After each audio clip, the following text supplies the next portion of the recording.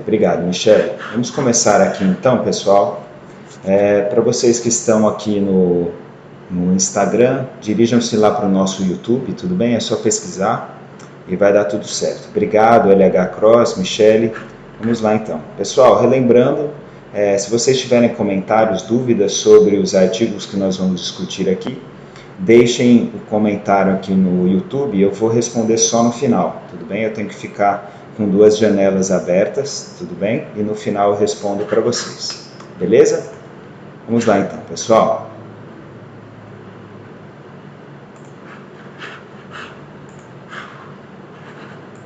Bom, muito bem.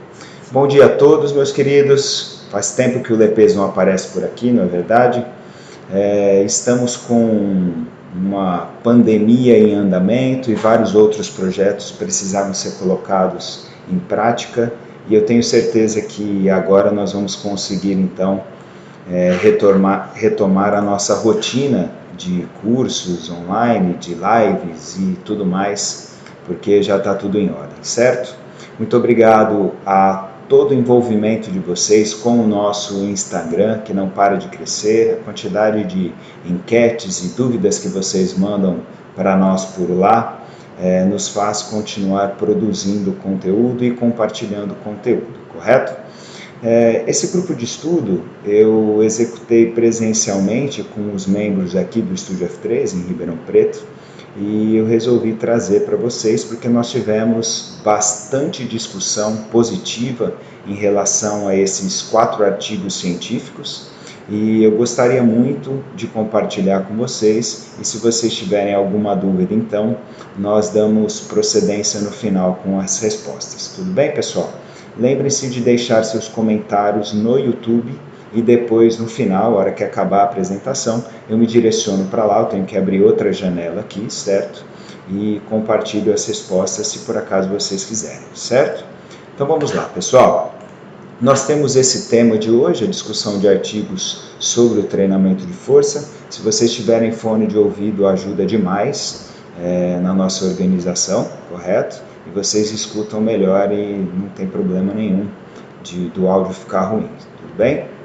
Bom, pessoal, o primeiro artigo científico que eu trouxe para vocês é um artigo muito recente, observem aqui, ó, ele é de setembro, outubro, aqui de 2020, então extremamente recente, né? Há 2 meses ele foi publicado, e olha lá, o número de articulações envolvidas no exercício promove alteração no gasto calórico.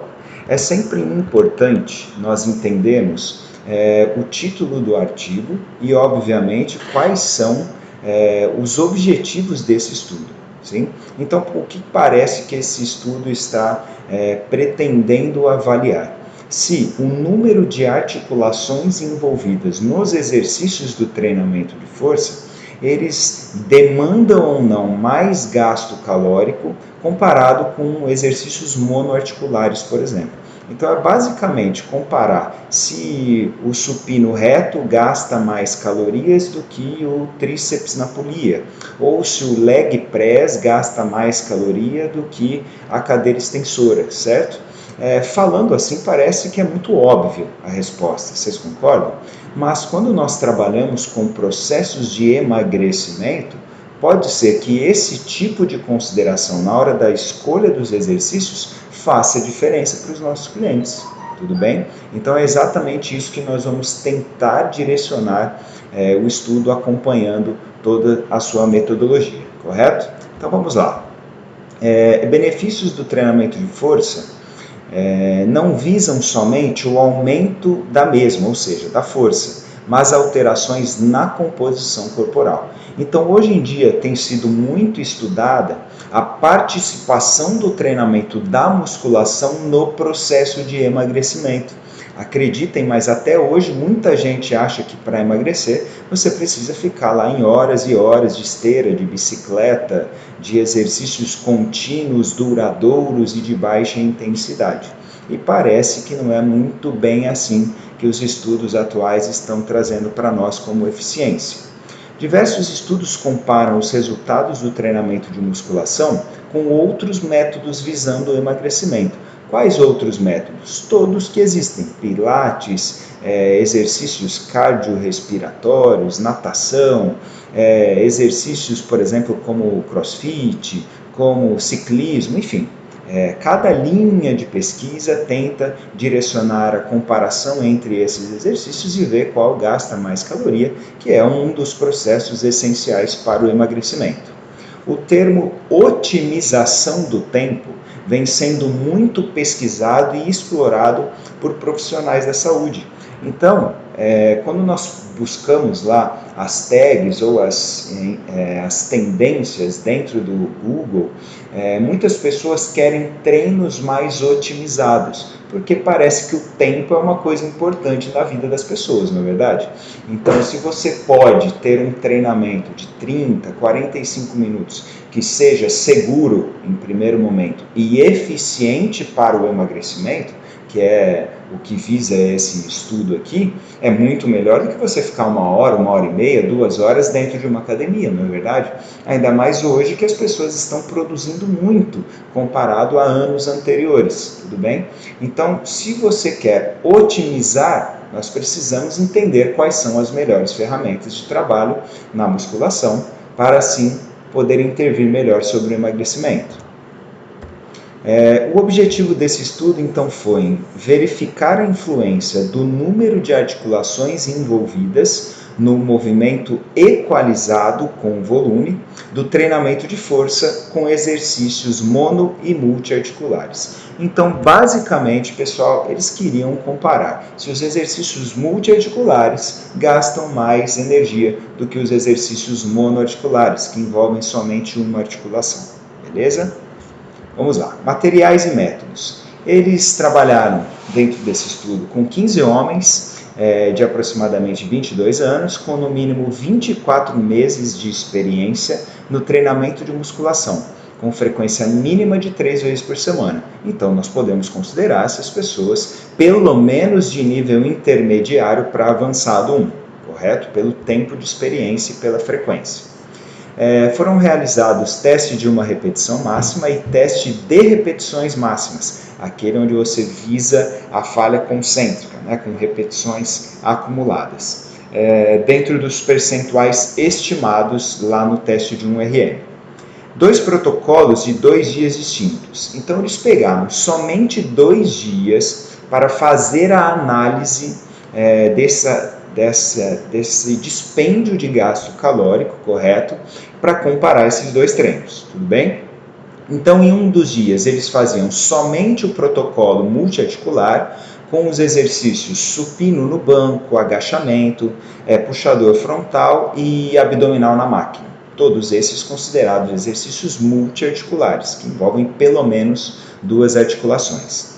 E o segundo dia de protocolo foi o protocolo single joint, ou seja, monoarticular, com exercícios como o pec deck, as puxadas, o tríceps pulley e somente a extensão da perna.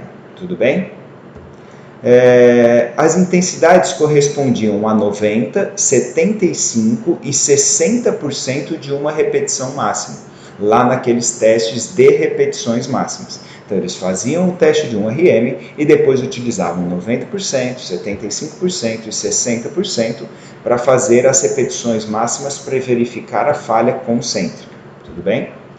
A execução era realizada com o metrônomo, ou seja, aquele ritmo que dá o tempo de fase concêntrica e excêntrica. E eles equalizaram isso para 1,5 segundos, tanto de concêntrica quanto para excêntrica. Isso serve para equalizar, comparar com todas as pessoas o ritmo de treino. Porque se eu peço para a pessoa chegar na falha com 60% de 1RM, eles vão fazer em torno de 18 a 22 repetições, como média, tudo bem?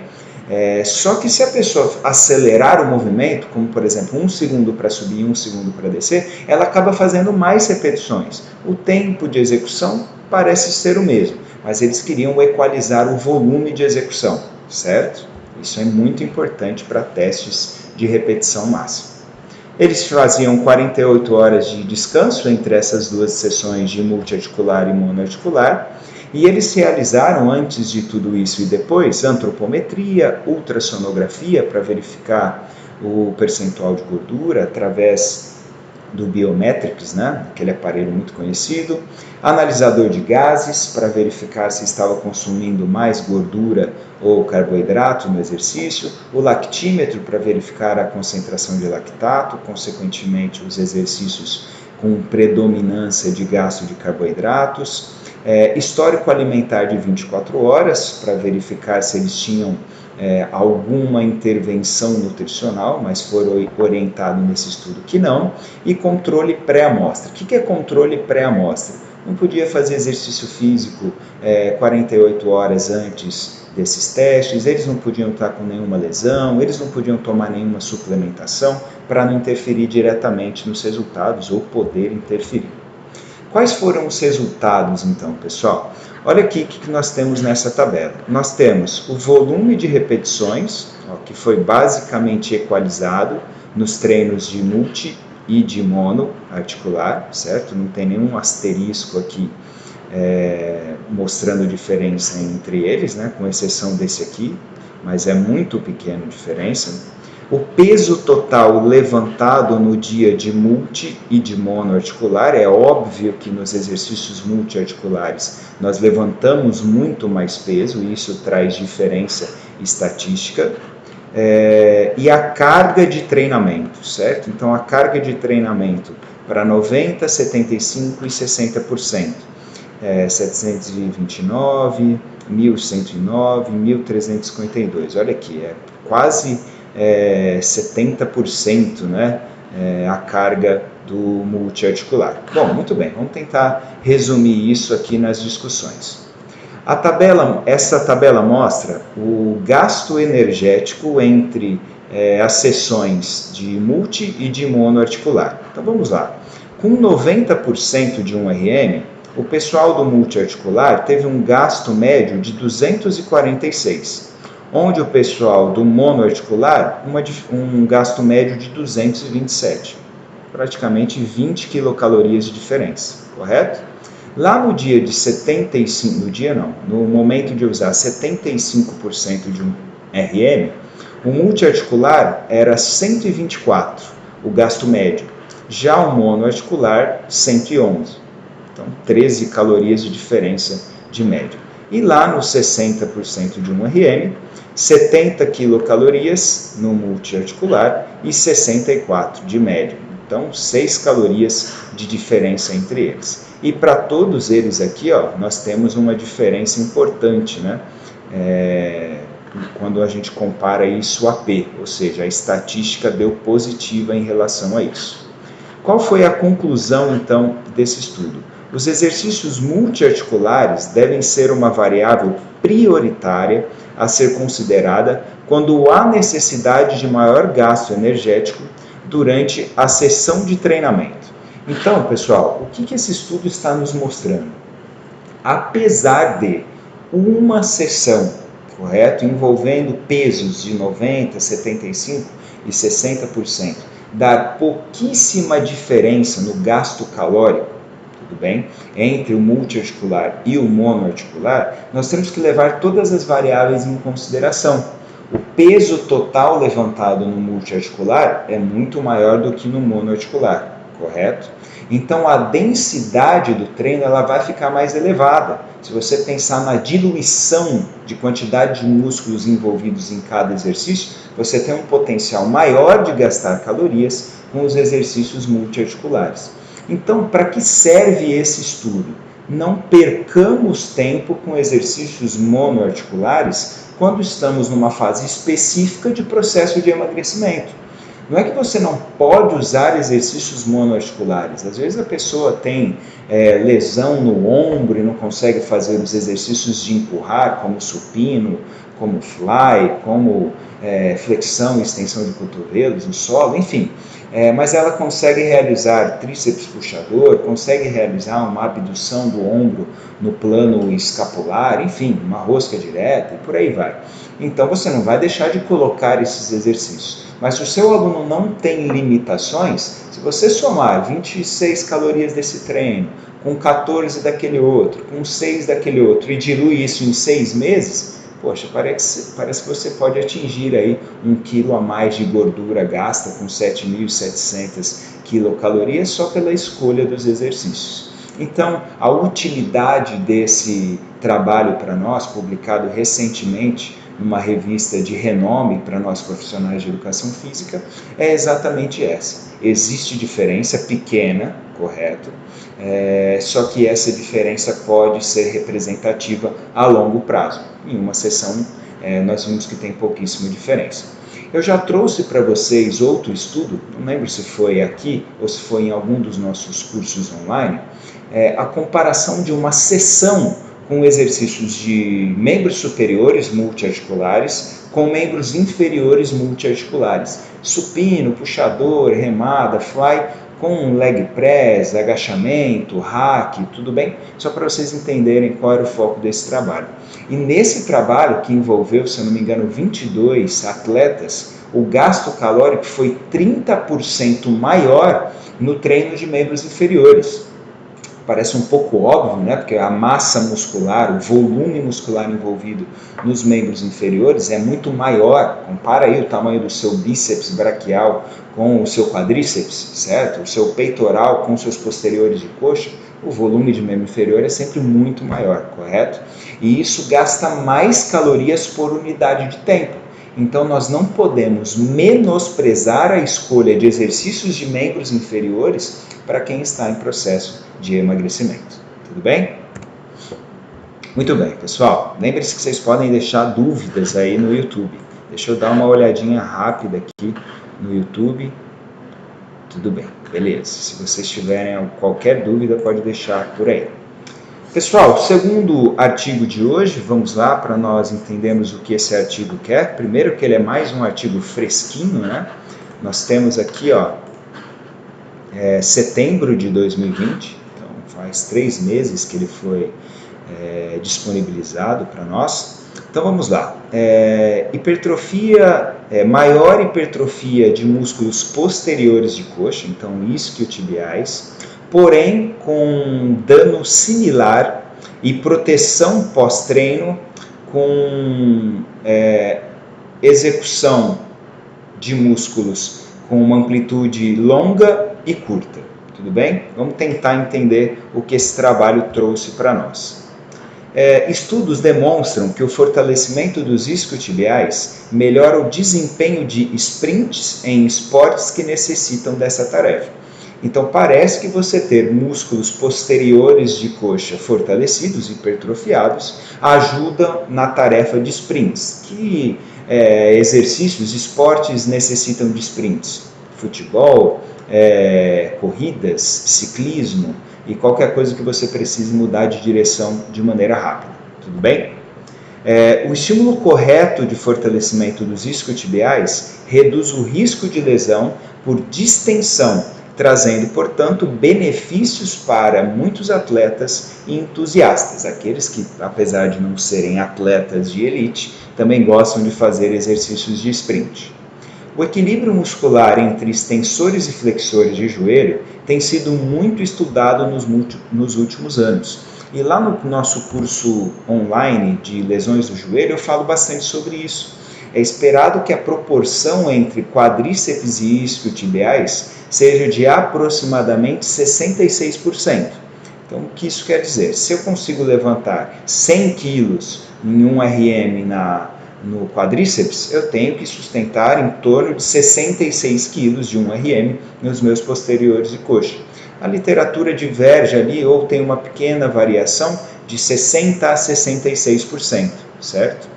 Se você tem na sua academia, na academia que você presta seu serviço, aquele aparelho que é extensora e você consegue inverter o mesmo aparelho para flexora, você pode fazer o teste nesse aparelho. Se o seu aluno está sustentando 10 barras para fazer, sei lá, 12 repetições na cadeira extensora, com metrônomo, obviamente, você precisa de ritmo, ele tem que sustentar as mesmas 12 repetições máximas com pelo menos 6 barras. Se essa proporção não estiver ocorrendo, o quadríceps está mais forte, consequentemente você pode ter mais lesões de isquiotibiais se a pessoa precisar de exercícios de sprint. Tudo bem? O objetivo desse estudo, então, avaliar os efeitos do treinamento de flexão de perna sentado e deitado, por isso que era o músculo longo, né, e o músculo curto, então ele mais alongado ou menos alongado no título do artigo, na hipertrofia dos músculos isquiotibiais, além da suscetibilidade de dano muscular induzido pelo exercício excêntrico. Então eles fizeram em algum momento algum teste excêntrico para verificar dano muscular, certo? Vamos tentar entender isso. A parte 1 desse trabalho. 20 adultos saudáveis realizaram treinamento de flexão de perna sentada, então a cadeira flexora, certo? E pronada, ou seja, a mesa flexora, a 70% de 1 RM. 10 repetições por série, 5 séries por sessão e 2 sessões na semana durante 12 semanas, certo? Então eles fizeram 24 sessões para verificar se tinha diferença de ganho de hipertrofia. O volume muscular medido por ressonância magnética, então não teve fita métrica nesse estudo, certo? Pelo menos para essa comparação do indivíduo, e isquiotibiais inteiros. Então eles verificavam o volume do isquiotibial inteiro por ressonância magnética. Foi avaliado pré e pós-treinamento. Feito isso, eles tinham uma parte 2 do estudo. 19 participantes da parte 1 e outros 12 controle não treinados. O que é o controle não treinado? O pangaré.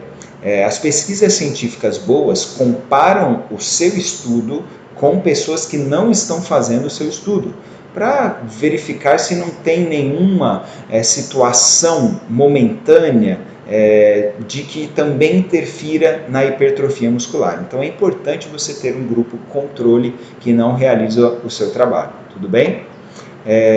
Realizaram um exercício excêntrico de flexão de perna a 90% de 1 RM, 10 repetições por série, 3 séries para cada uma das condições, então na flexora sentada e flexora deitada. O tempo de relaxamento transversal medido por ressonância magnética e uma repetição máxima de flexão de perna sentada e pronada foram avaliados 24, 48 e 72 horas após o exercício. Vamos entender essa parte?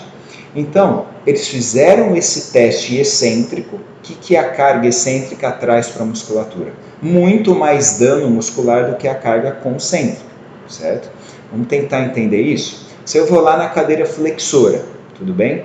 E eu vou fazendo repetições máximas, até chegar na falha concêntrica, sim? Eu não consegui cumprir o exercício. Se alguém empurrar a concêntrica, eu consigo continuar fazendo algumas excêntricas?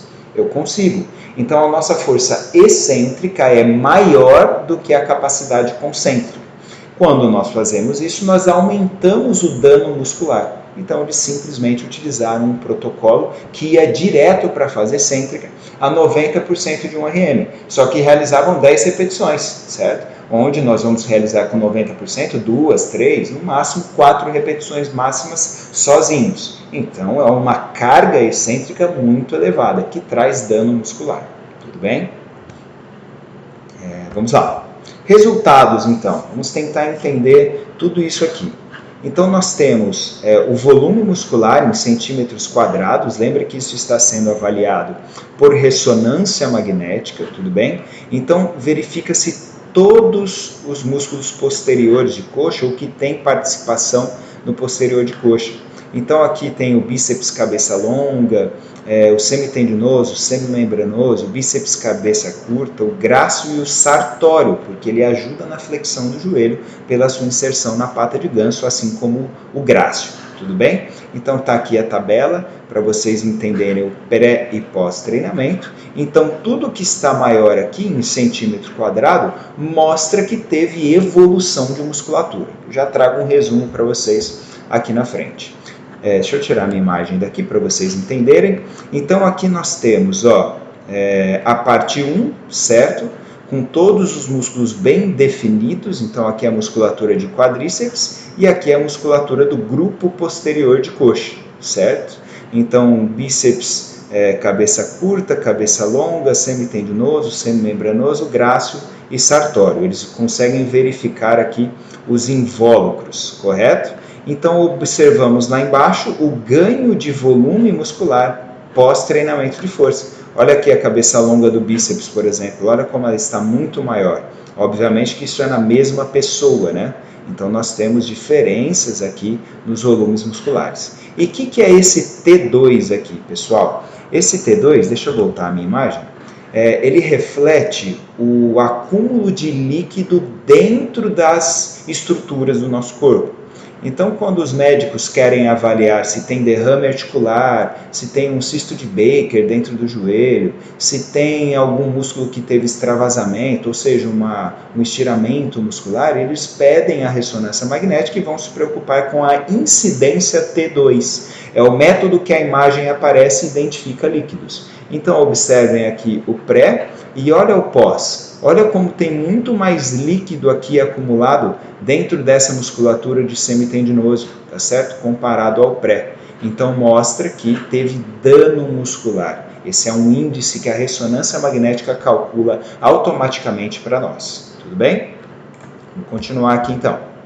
Deixa eu tirar a minha imagem mais uma vez para vocês entenderem. Então o percentual de mudança, né? Pré, então o peso da flexão sentada, da flexão pronada, né, mesa flexora, e a galera do controle. Tudo bem? Então, 24, 48 e 72 horas na sentada, 24, 48 e 72 horas na deitada. Então, o pessoal aqui do grupo controle teve um dano muscular gigantesco. É isso que está mostrando essa tabelinha, né?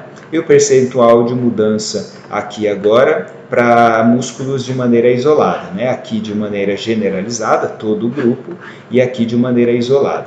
Então nós temos o bíceps porção longa, o semitendinoso, o semimembranoso e o bíceps porção curta. O que está mostrando aqui? Que o semitendinoso ele teve uma lesão muito maior no grupo controle. Então parece que nesses exercícios nós temos uma grande lesão no semitendinoso. Então ele trabalha muito bem a musculatura de semitendinoso, certo? Discussão e conclusão. Ambos exercícios foram eficientes para a hipertrofia muscular dos isquiotibiais após 12 semanas de treinamento. Então, Haroldo, tanto faz a mesa flexora ou a cadeira flexora para desenvolver hipertrofia nos posteriores de coxa em 12 semanas? Sim, tudo bem? Não deu diferença estatística entre eles, certo? O exercício flexora sentada trouxe uma hipertrofia maior. O que isso quer dizer? Que ele ganhou 14% e a mesa flexora aumentou 9%. Por que será que a cadeira flexora ganhou mais, certo? Hipertrofia, em torno de 5% a mais. Porque, apesar dos dois terem sido eficientes, como nós vimos, o músculo na cadeira flexora dos posteriores de coxa ele está mais alongado e parece que isso traz mais dano muscular quando comparado à mesa flexora. Tudo bem? Durante o treinamento excêntrico, o dano muscular correspondente foi a mesa flexora 6%, então é como se tivesse lesionado 6% de 100 possível. A flexora sentada somente 4%, então um pouquinho a menos, então foi eficiente para cargas excêntricas, então a pessoa deve ter menos risco de lesão em sprints, que era o título lá do nosso artigo, e o grupo controle 52%. Haroldo, o que isso representa? Representa, se você pegar o indivíduo sedentário e em uma semana estiver aplicando treinamento HIIT com ele, de sprint na esteira, na rua, na bike, ele tem 52% de chance de lesionar os seus posteriores de coxa, porque ele não está acostumado com carga excêntrica. E nós temos atitudes de salto durante a nossa corrida, por exemplo, principalmente se for na rua, e isso vai trazer então um maior potencial lesivo para os posteriores de coxa. É por isso que nós temos que ter conhecimento técnico antes de aplicar qualquer tipo de treinamento, correto? Como conclusão, a hipertrofia dos músculos isquiotibiais foi ligeiramente maior na cadeira flexora do que na mesa flexora, enquanto ambos são igualmente eficazes na redução da suscetibilidade de danos musculares pós-carga excêntrica. Então, pessoal, esse é um artigo que traz para nós a importância de trabalharmos os grupos posteriores de coxa, ou o grupo posterior de coxa, principalmente a musculatura de semitendinoso, como nós vimos, ela é mais lesionada, certo? Porque ela tem um comprimento muito grande, diferente da porção curta do bíceps, certo? Ou do semimembranoso. E isso é muito importante para a prevenção de lesão. Se nós pararmos para pensar dentro da musculação, quantos exercícios trabalham efetivamente os posteriores de coxa? Vamos falar em mesa flexora, cadeira flexora, stiff, né? Apesar de ser uma dominância de quadril, e o que mais? Aí começa a inventar moda, né? Flexão do joelho no cabo do crossover, flexão do joelho com tornozeleira, certo? Então começamos a ter que encontrar novos exercícios, sendo que temos alguns outros mais eficientes, né? os iniciais. Aí compara com exercícios para quadríceps. 200 tipos de agachamento, leg press de 3, 4 tipos, hack, Smith, extensora, afundo, sumô e por aí vai, não é verdade? Então, nós temos muito mais opções de exercícios para quadríceps, que visam o fortalecimento do quadríceps, do que os isquiotibiais. E como que nós resolvemos isso dentro da sala de treinamento? Tentando equilibrar. Se você faz ali 3 séries, coloca 3 séries, que muita gente gosta de 3 séries, né? Na extensora, no leg press, no sumô e no afundo, certo? Você tem então 12 séries para quadríceps, tudo bem? Você não pode fazer só flexora sentada, flexora deitada, porque você tem só 6 séries para posteriores de coxa. Às vezes faça 4, 5 séries desses exercícios para conseguir então um equilíbrio e desenvolver melhor os posteriores de coxa. Tudo bem? Muito bem, pessoal. Ó, quem está perguntando aqui no Instagram, vai lá para o YouTube, beleza? Tem mais 2 artigos para nós discutirmos. Vamos lá, pessoal. Eu sempre tenho que conferir aqui o YouTube para ver se não caiu. Beleza, pessoal. Vamos lá, vamos continuar. Ok. Próximo artigo, pessoal, mais um artigo de 2020, então sempre atualizados por aqui, né? Padrão de recrutamento muscular dos músculos posteriores de coxa em exercícios de extensão do quadril e flexão do joelho, certo? Então, como nós estávamos discutindo agora, nós temos 2 maneiras básicas de fortalecer os músculos posteriores de coxa, os isquiotibiais. Tudo bem?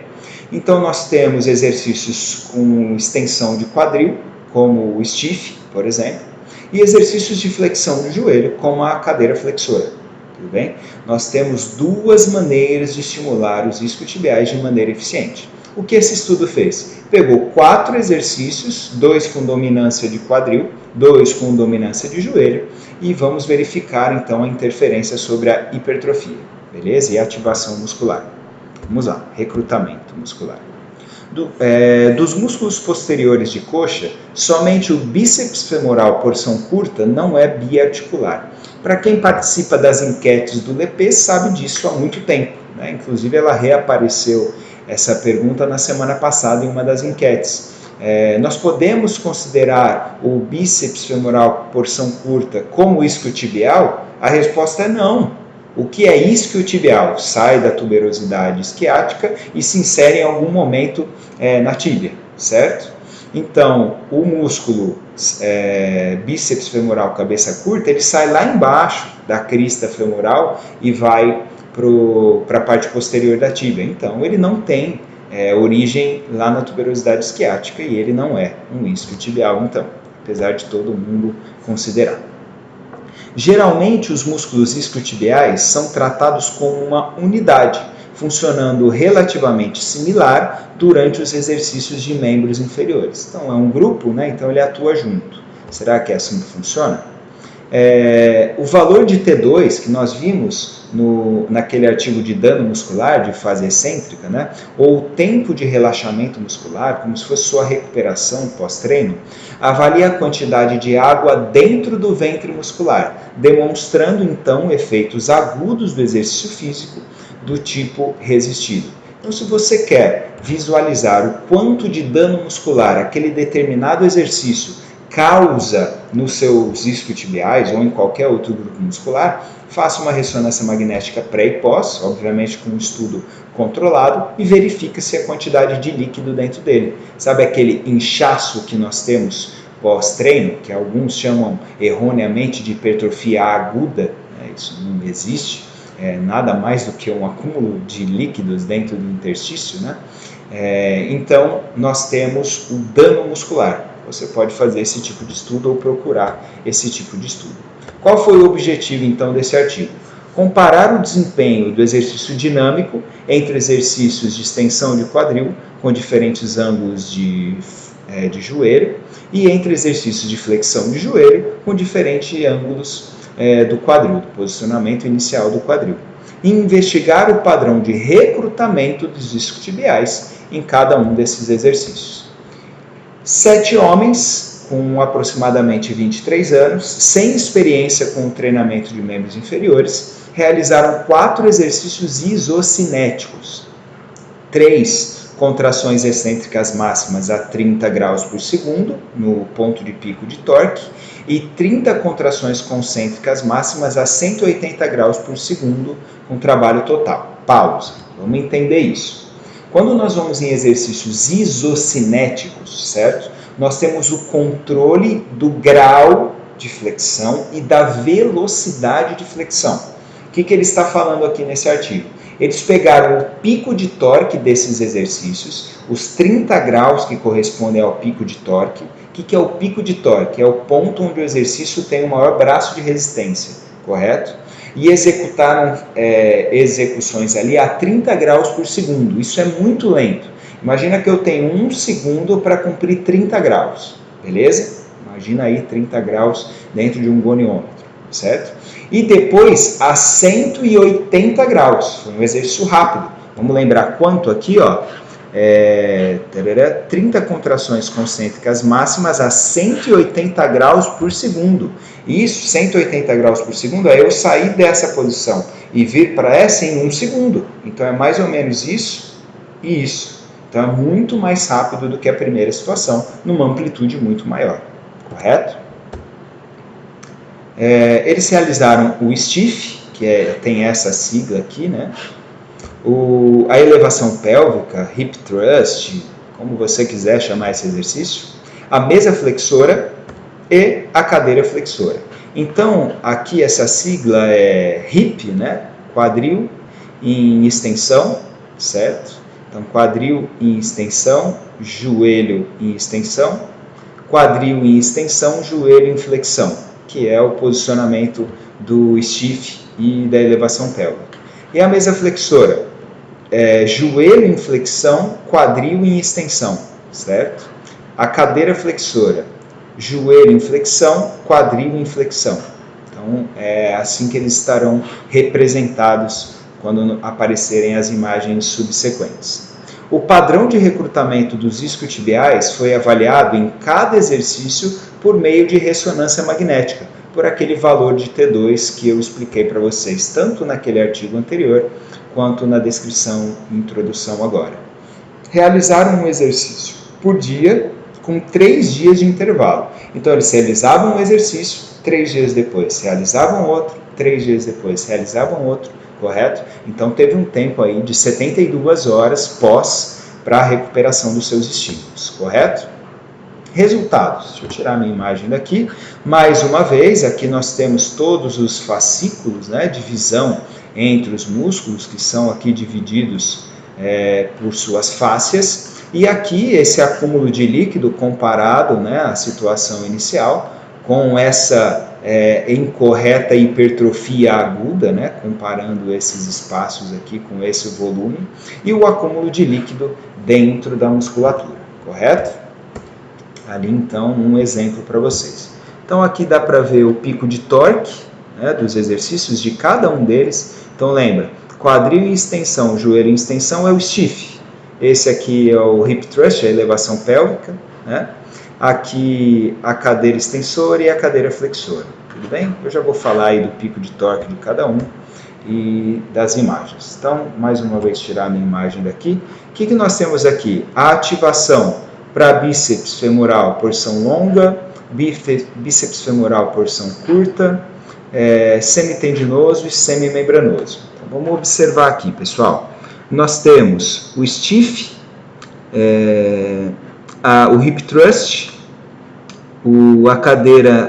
a mesa flexora e a cadeira flexora. A cadeira flexora foi a mais eficiente para a ativação do bíceps porção longa. Aqui nós só temos eficiência para o bíceps porção curta nos exercícios de cadeira flexora e mesa flexora. Então, tanto o stiff quanto a elevação pélvica não foram eficientes. Tudo bem? Aqui o semitendinoso. Nós temos elevação stiff primeiro, elevação pélvica, com uma pequena ativação, e aqui a mesa flexora um pouquinho superior à cadeira flexora, certo? E o semimembranoso, um pouquinho mais no stiff, quase nada na elevação pélvica, um pouco na mesa flexora e a cadeira flexora, mais uma vez, muito elevada. Então nós temos a cadeira flexora melhor para a porção longa do bíceps, para semimembranoso, e ligeiramente maior a mesa flexora para o semitendinoso e para a porção curta do bíceps femoral, onde tanto o stiff quanto a elevação pélvica não foram tão eficientes, não estamos dizendo que não foram eficientes para os posteriores de coxa, tudo bem? Lembrando que era uma sessão. Discussão e conclusão. O stiff apresentou o pico de torque significativamente maior do que a elevação pélvica. Isso é um pouco óbvio, né? Mas tudo bem. A cadeira flexora teve pico de torque e valor de trabalho total significativamente maior do que a condição mesa flexora. Então, mais uma vez, a cadeira flexora tem um pico de torque maior porque o músculo está mais alongado. Já discutimos sobre isso. Embora a cabeça longa do bíceps femoral, semitendinoso e semimembranoso tenham aumentado significativamente os valores em T2, então aquela condição que avalia o dano excêntrico, pós-exercício, o stiff, mesa flexora e cadeira flexora, os valores de aumento de T2 foram significativamente maiores sob a condição de cadeira flexora do que o stiff. Então, mesmo o stiff tendo aquela sensação, sinestesia de alongar muito o posterior de coxa durante a execução, a cadeira flexora foi melhor nos resultados. O semitendinoso mostrou um valor de aumento de T2 significativamente maior do que os outros músculos nas condições mesa flexora e cadeira flexora. Assim como nós já tínhamos visto no estudo anterior, parece que o músculo semitendinoso ele é o mais importante aí envolvendo a flexão do joelho. Provavelmente seja o mais encurtado também, certo? Conclusão. O desempenho dos exercícios de extensão do quadril e flexão de joelho aumenta quando os músculos isquiotibiais estão alongados. Os músculos isquiotibiais, particularmente o semitendinoso, estão mais suscetíveis ou mais envolvidos na flexão do joelho do que na extensão do quadril. Haroldo, o que esse estudo, então, traz como conclusão para nós? Se você quer dano muscular para os posteriores de coxa, envolvendo proteção para exercícios e ganho de volume, opte por exercícios que você flexione o joelho. Quais são eles? Mesa flexora, cadeira flexora. Tudo bem? E a elevação pélvica. Se você quer usar a elevação pélvica para o posterior de coxa, não perca tempo. Ele não fortalece eficientemente os posteriores de coxa. E o stiff fortalece um pouco quando comparado aos exercícios de mesa flexora e cadeira flexora, pouco, certo? Então eu posso tirar o stiff? Não. Pensem sempre na dominância do exercício. Se você tem alunos que precisam de dominância de quadril, lembra que nós estamos envolvendo os posteriores de coxa. Mas será que o glúteo não tem uma ativação maior no stiff? Pode ser que sim. Não foi o que mostrou esse estudo, nem quis estudar isso, certo? Mas nós não podemos esquecer. Haroldo, você prescreve os dois? Eu prescrevo os dois. Pela segurança, eu opto mais por cadeira flexora e mesa flexora do que por stiff e elevação pélvica visando o glúteo, certo? Chego a usar todos? Chego a usar todos. Quando eu quero mais fortalecimento do quadril, do glúteo especificamente, eu vou usar mais elevação pélvica, o hip thrust e o stiff, e obviamente que nem trabalha glúteo na mesa e na cadeira flexora, certo? E quando eu quero dominância, então, para posteriores de coxa, volume muscular, proteção, opte, então, pela mesa e cadeira flexora. Tudo bem? Isso é o que esse estudo mostrou para nós. Pessoal, último estudo. Deixa eu dar uma passada rápida aqui no YouTube, para ver se está tudo certo, está rolando. Beleza. Já respondo, tá, Adriana? Agora, no final, eu respondo para você. O último estudo de hoje, então, pessoal, compartilhar com vocês. Vamos lá. Efeitos da amplitude de movimento, do desenvolvimento muscular durante intervenção de treinamento de resistência. Então, uma revisão sistemática de aproximadamente 1 ano atrás, certo? Onde eles queriam verificar se a amplitude de execução de movimento, então amplitude mesmo, durante exercícios, traz mais ou menos desenvolvimento muscular nos exercícios de treinamento de força, né, contra a resistência. Então vamos lá. A discussão entre quantidade de peso levantado versus amplitude de movimento é grande na literatura. Então tem gente que defende colocar mais peso e fazer um exercício mais curto, são aqueles preocupados com peso, carga, entre aspas, né? Porque a carga faz parte, peso, amplitude, tudo bem? E aqueles que defendem que você realizar uma amplitude maior é mais seguro e também traz resultados eficientes para a hipertrofia, certo? Diversos estudos defendem que a quantidade de peso é importante para a hipertrofia, enquanto outras linhas de pesquisa visam uma amplitude de movimento como principal fator. Então, qual foi o objetivo desse estudo? Revisar sistematicamente a literatura quanto a efeitos da realização de exercícios com amplitude de movimento parcial e amplitude total durante programas de treinamento de resistência a longo prazo, bem como hipertrofia muscular. Não confundam amplitude total com esmagar o joelho, esmagar o ombro, certo? Amplitude total dentro dos parâmetros anatômicos permitidos. Esse grupo pegou, então, 1.396 estudos que eles encontraram, somente 6 foram identificados como atendendo aos critérios de inclusão. Vocês sabem o que isso quer dizer? Que de 1.396 estudos, só 6 prestam. Né? Por isso nós não podemos pegar qualquer estudo que sai por aí e tirar conclusões dele. Nós precisamos criar um respaldo técnico de várias informações e assim você forma a sua opinião e, consequentemente, o que você prescreve no seu trabalho. Correto? Beleza. A qualidade metodológica de estudos, de todos os estudos, incluindo... Todos os estudos que eles incluíram tiveram consideração excelente, né, na sua qualidade metodológica, segundo aquela escala Pedro, que avalia a qualidade do artigo científico e da produção. Materiais e métodos. Deixa eu tirar a minha imagem daqui. Então aqui mostra que eles verificaram 1.394 estudos, com outros 2 que eles acharam que iriam entrar, todos esses que nós já falamos. Avaliaram todos os artigos para elegibilidade, só 10 deles tinham eficiência, 4 foram excluídos, eles ficaram com 6. Meu Deus, que decepção, não é verdade? Tantos artigos tentaram avaliar a amplitude de movimento e só 6 foram considerados úteis para nós. Bom, é óbvio que eu não vou ficar falando sobre tudo isso aqui, mas como eu discuti com o grupo nosso de estudo aqui, eu posso comentar com vocês. Desses 6 estudos que eles verificaram, somente um deles deu favorável para mais peso com menos amplitude, certo? Outro deles empatou. Então é como se tanto o peso elevado quanto a amplitude de movimento tivessem resultados similares para a hipertrofia. E os 4 que restaram deram prioridade para a amplitude de movimento em relação à quantidade de peso colocado com um volume menor, correto? Com uma amplitude menor. Então esse é o resumo desses artigos aí. Eu tenho todos eles se vocês quiserem, tá bom?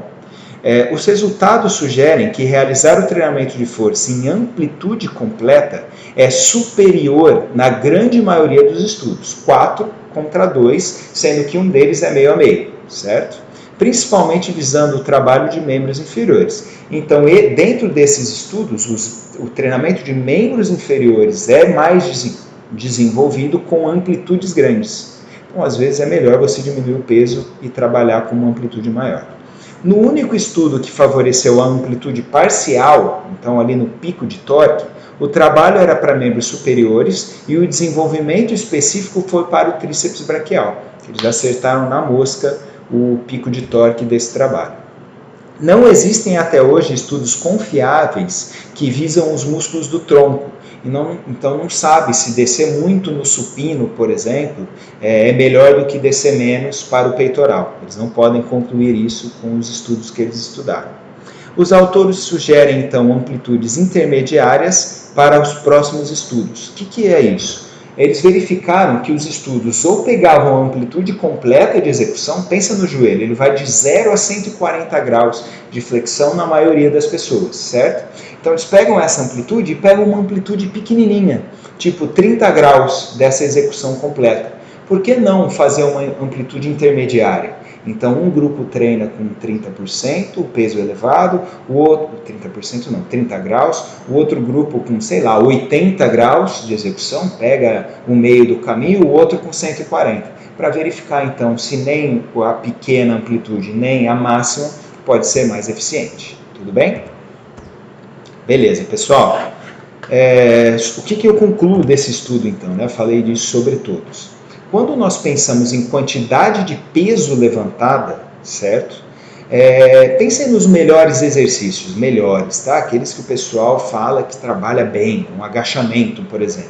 Será que é mais seguro, pensando em coluna vertebral, em encaixe do fêmur com o acetábulo, nos meniscos no joelho, certo? Eu colocar mais ou menos peso?